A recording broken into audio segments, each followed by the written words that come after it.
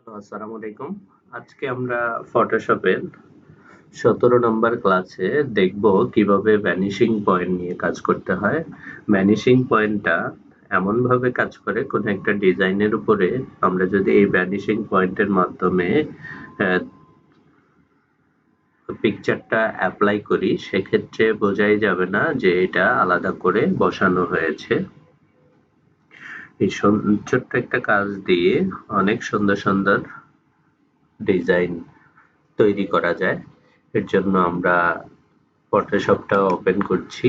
আর যারা এই চ্যানেলে নতুন তারা অবশ্যই সাবস্ক্রাইব করে পাশে থাকবেন এবং এই ধরনের নতুন নতুন ভিডিও পাওয়ার জন্য। এবার চলুন দেখা যাক। আমরা এই ভ্যানিশিং পয়েন্টের যে একটা ব্যাকগ্রাউন্ড ইমেজ নিয়েছি, একটা ব্যানার নিয়েছি। এই ব্যানারটা কন্ট্রোল এ দিয়ে সিলেক্ট করলাম এবং কন্ট্রোল সি দ্বারা কপি করলাম। কপি করার পর আমরা এখানে একটা ব্যানার নিয়েছি। এই ব্যানারের এখানে আমরা চলে যাব ফিল্টারে, ফিল্টার থেকে এখানে ভ্যানিশিং পয়েন্টে চলে গেলাম।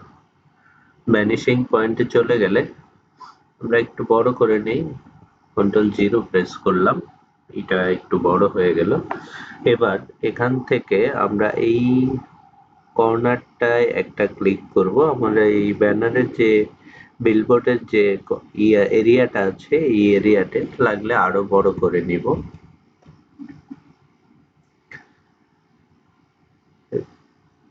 কর্নারে একটা ক্লিক করলাম, এরপরে এখান থেকে এই কর্নারে একটা ক্লিক করব। প্রত্যেক কর্নারে কর্নারে একটা করে ক্লিক করে দিব। দেওয়ার পরে ক্লিক করা শেষ। এবার আমরা চাইলে যে এখানে একটু বেশি গেছে আর একটু চাপিয়ে নিতে পারি। এরপরে এখানে যেই ইমেজটা বা ব্যাকগ্রাউন্ডটা ব্যানারটা আমরা কপি করে রেখেছিলাম এটাকে কন্ট্রোল বি দ্বারা এখানে পেস্ট করে দিব।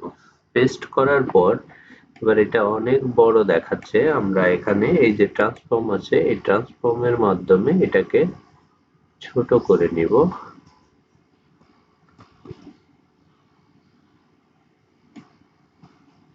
এভাবে ছোট করে নিচ্ছি ইমেজটাকে।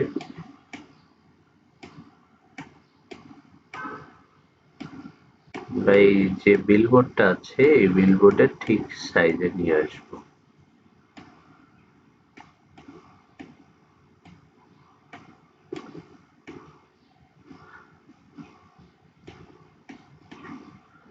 এই যে এখানে এসে একদম কর্নারে এনে ছেড়ে দিলাম, আর এইদিকে কর্নারে এনে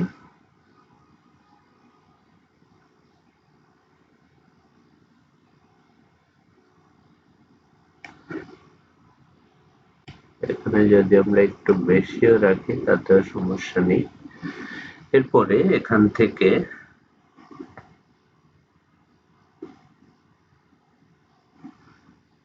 আমরা জাস্ট ওকেতে প্রেস করব। ওকেতে প্রেস করলে এখানে বিলবোর্ডের ভিতরে কিন্তু আমাদের ব্যানারটা বসে গেল। এভাবে এটা দেখে মনে হচ্ছে যে এটা রিয়েল একটা ব্যানারের ডিজাইন। আমরা যদি আরো কয়েকটা দেখি এরকম, যেমন এই প্যাকেটটা আছে এই প্যাকেটের গায়ে আমি একটা ইমেজ বসাবো।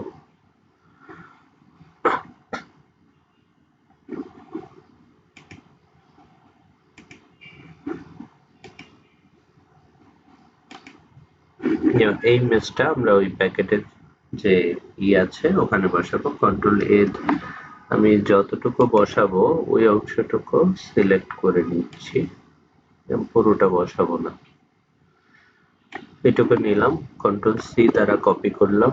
কপি করার পর এই প্যাকেটের এখানে চলে গেলাম। যাওয়ার পরে ফিল্টারে যাব, যাওয়ার পরে এখান থেকে ভ্যানিশিং পয়েন্টে যাব।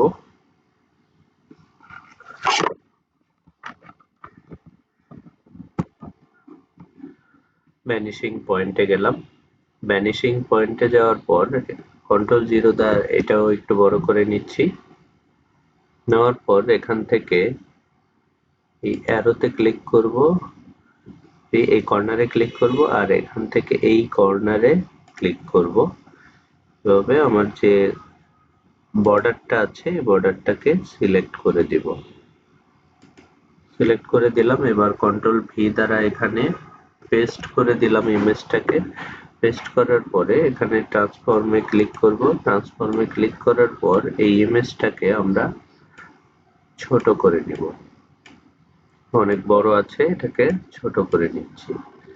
নিয়ে এখানে এই কর্নারে বসাবো আর এখান থেকে ধরে এই কর্নারে বসাবো। অথবা আমরা যদি চাই একটু বড় রাখবো, বড় রেখে বেশি বড় হয়ে গেছে আর একটু ছোট করে দেই।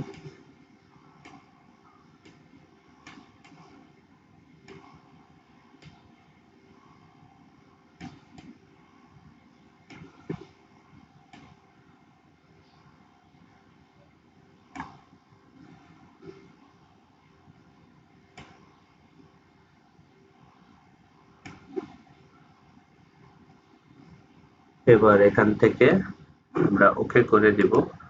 ওকে করে দিলে এটার গায়ে কিন্তু ঠিক বসে গেছে। এখন এখানে আমরা আরেকটা ইমেজ বসাবো। এর জন্য আমরা কোন ইমেজটা বসাবো সেখানে যাচ্ছি, এই লোগোটা বসাবো। কন্ট্রোল এ দ্বারা সিলেক্ট করছি।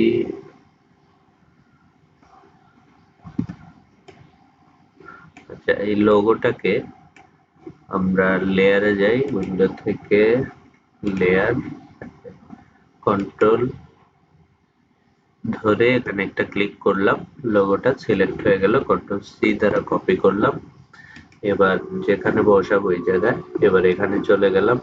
যাওয়ার পরে উইন্ডো ফিল্টার থেকে ভ্যানিশিং পয়েন্টে গেলাম। ভ্যানিশিং পয়েন্ট এখানে কন্ট্রোল 0 দিয়ে বড় করে নিলাম। এবার কন্ট্রোল ভি দ্বারা পেস্ট করে দিলাম। লোগোটা পেস্ট হয়ে গেল। এরপরে আমি এখান থেকে ট্রান্সফর্ম দিয়ে এটাকে ছোট করে নিব। তার আগে এখানে অবশ্যই ওই কাজটা করে নিতে হবে, ওইটা করা হয়নি। এটা আমি অল্টার কন্ট্রোল জেড দিয়ে দিলাম। একটু কাজ বাদ পড়ে গেছে, সেটা হচ্ছে আমি যেই ইমেজটাকে সিলেক্ট করেছি এখান থেকে লোগোটাকে কন্ট্রোল সি দ্বারা কপি করার পরে ফিল্টার থেকে ভ্যানিশিং পয়েন্টে যাব, ওই ইমেজের উপরে দিয়ে ফিল্টার থেকে ভ্যানিশিং পয়েন্টে যাব। যাওয়ার পরে এখান থেকে অবশ্যই এই ভ্যানিশিং পয়েন্টের যে এইটা আছে, পয়েন্টারটা আছে, এটা সিলেক্ট করে নিতে হবে। এটা সিলেক্ট করা হয়নি। আমি কোন অংশে বসাবো, এই অংশে বসাচ্ছি, এই জন্য এটাকে এভাবে সিলেক্ট করে নিলাম। নেওয়ার পরে কন্ট্রোল বি দ্বারা পেস্ট করে দিলাম লোগোটা। এবার এখানে ট্রান্সফর্ম নিচ্ছি, ট্রান্সফর্ম নিয়ে এটাকে ছোট করে দিচ্ছি। ছোট করে দিলে দেখেন এই প্যাকেটটা যেভাবে বাঁকা আছে ঠিক ওইভাবে এখানে বসে যাবে। আর এই জন্যই কিন্তু এই ভ্যানিশিং পয়েন্টটা, অন্যভাবে যদি বসানো হতো, ট্রান্সফর্ম করে বসানো যেত, কিন্তু এটা এরকম এটার মতো বাঁকা হতো না।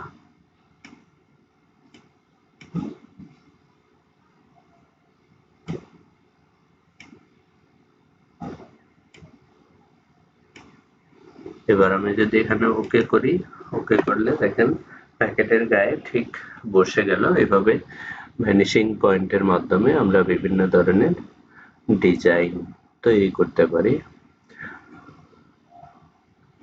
ধন্যবাদ সবাইকে ভিডিওটি ধৈর্য সহকারে দেখার জন্য।